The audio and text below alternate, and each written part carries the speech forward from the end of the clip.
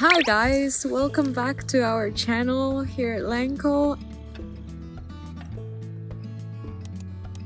Today I'm actually in a cold countryside Poland, so I'm sorry for my nose being a little bit runny, but we had a really nice day today, so I wanted to record this video outside. I thought I would share with you a little bit of experience I had with reverse culture shock. I was really surprised how I view my own country differently after living 3 years in Japan. I came to Japan in November 2018, so definitely got used to living in Japan, and it's so strange to be back in my country. So first one I experienced very soon after I came back. I went to a drugstore. I wanted to buy some shampoos or something because I didn't bring it with me from Japan, and I'm here only for a short time. And there is self-registered, and then there was a cash register with assistant. And the self-registered cash was credit card or debit card only, and I didn't have, and there was no assistant at the shop. And so I called her. She was putting some products on the shelf, so I just called her a little bit like, hi, hello, sorry, I don't have card, so could you please come to the register? And she really got angry at me, like, why aren't you standing in the line? And she got like kind of mean to me. So number one, customer service. Of course, it's not that in Poland it's always mean, but in Poland, customer service doesn't have to be super nice to you, while in Japan, customer service is amazing. Of course, everybody is very smiley, everybody is trying to help you as much as they can. They cannot really be mean to you or say something mean to you. So yeah, that's number one that I experienced already on my first day of being in Poland. Second point is connected to that. So yeah, using credit card or debit card instead of cash. We have so many points in shops where there's only credit or debit card accepted, and I couldn't use my cash many times after like exchanging it from yen. Cashless payment is very common in Poland. I think in Europe in general, but yeah, in Poland, very common cashless payment, and I completely forgot about it, and I didn't bring money on my bank account in my card. So that's point number two. Let me get a little bit warmer. I'm sorry if I have like a lot of hair. I have many pets in my house. Okay, so number three on my list is another thing that I noticed very quickly after getting off my plane. So I'm quite short person. I'm 154 centimeters, but that's not the case for most Polish people. Most Polish people are pretty tall, and you can feel it everywhere. You can feel everything being adjusted for tall people. Handles in trains are very high. I couldn't reach. I have to hold on to like a pipe or something. Shoes are made for bigger feet having people. Then also pants are much longer than in Japan. So me, with being quite maybe average height or a little bit below average height in Japan for a girl, I experienced that shock. So everything adjusted for tall people. That's number three. Number four, this is something that I really missed from Poland in Japan. So I think that's like the first maybe good point in Poland, and I miss it in Japan, is that we love like bread, but not this soft bread that in Japan you can buy everywhere. It's more the crunchy sour bread, and so we eat it breakfast, supper.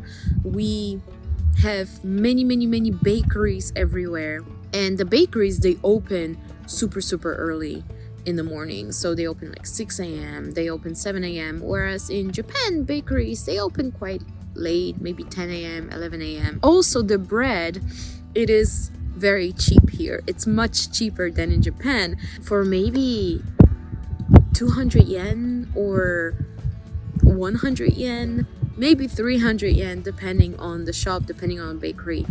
But it's much cheaper for like a big loaf of bread than in Japan. So that is my number 4, bread.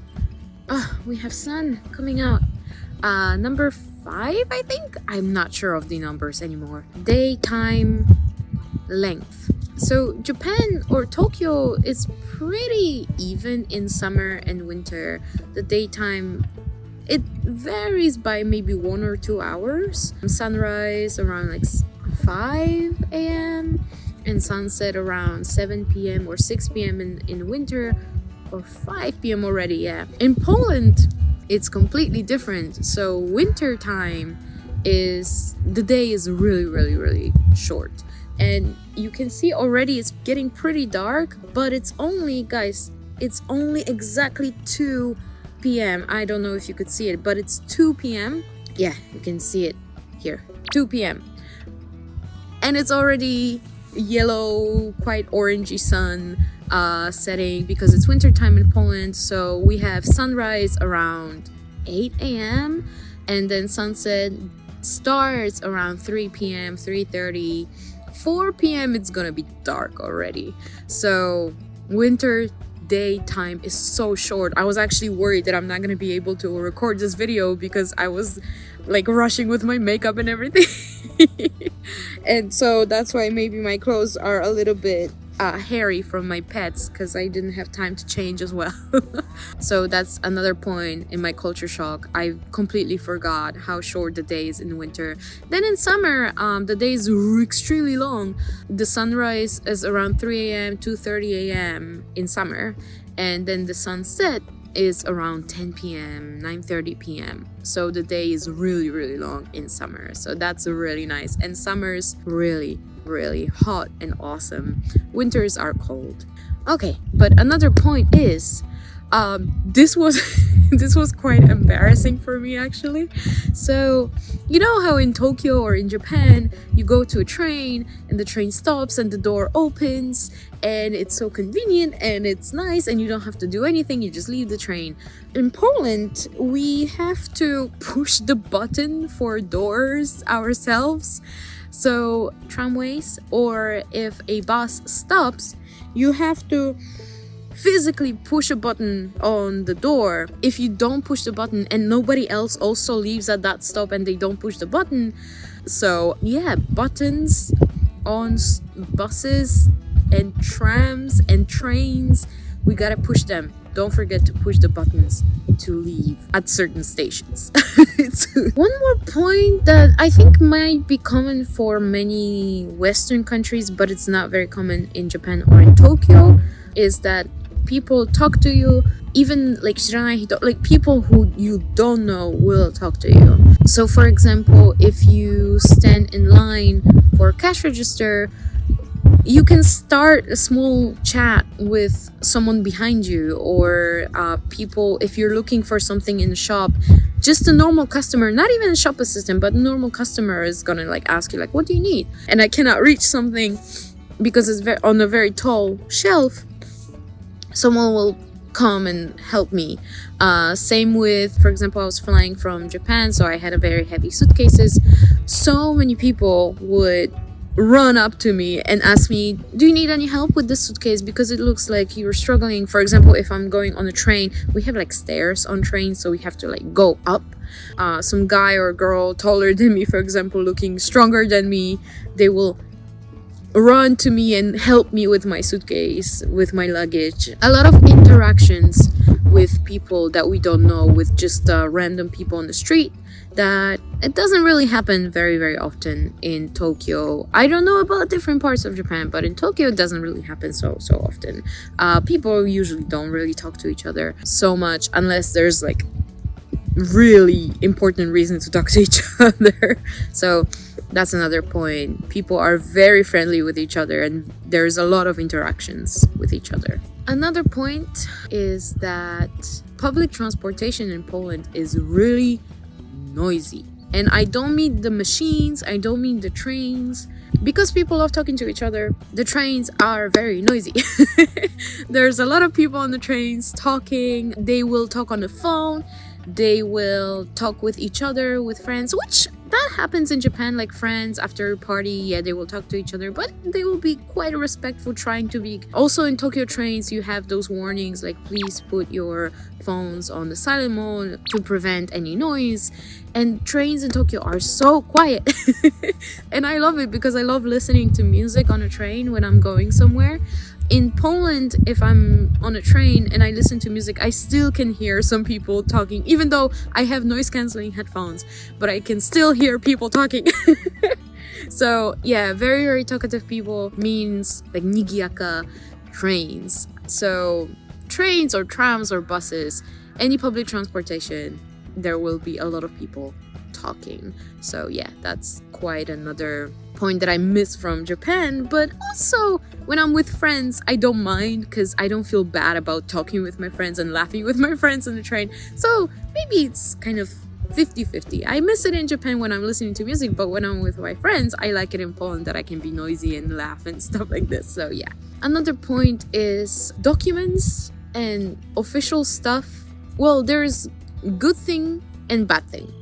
So good thing is in Poland you can deal with everything online. So if you want to do your taxes, if you want to do any kind of ID stuff, something official from government, you can do it online. You don't have to go to city office, you don't have to go anywhere, especially now with Corona kind of going crazy in the world.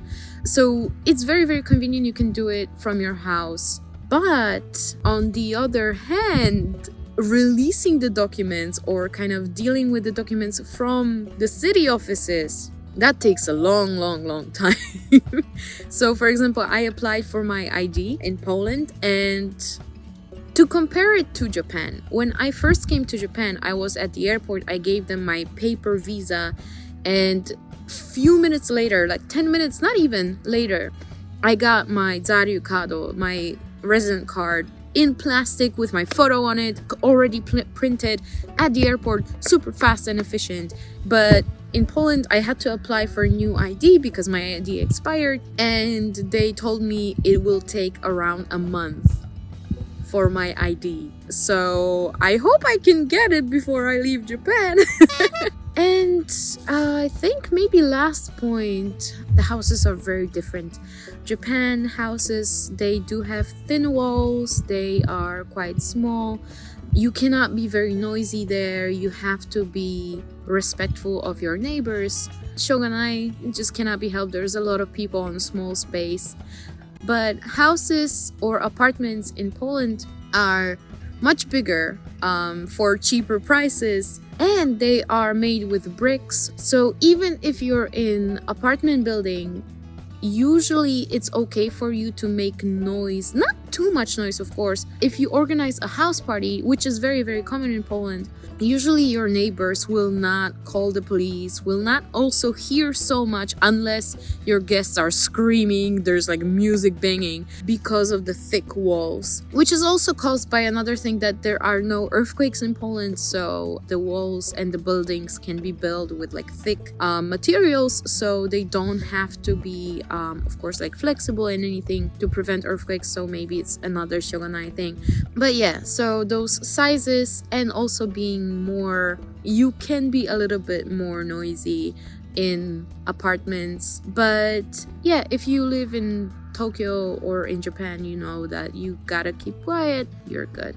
So yeah, I hope you enjoyed that little short video of me talking about some reverse culture shock that I had after coming to Poland after 3 years of living in Japan. But yeah, thank you so much. I hope you enjoyed, and you can comment down below.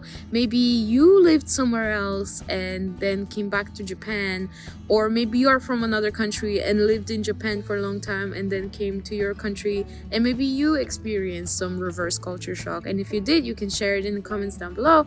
Press a like, subscribe to our channel if you haven't already, and yeah, we will see you in the next video. So thank you.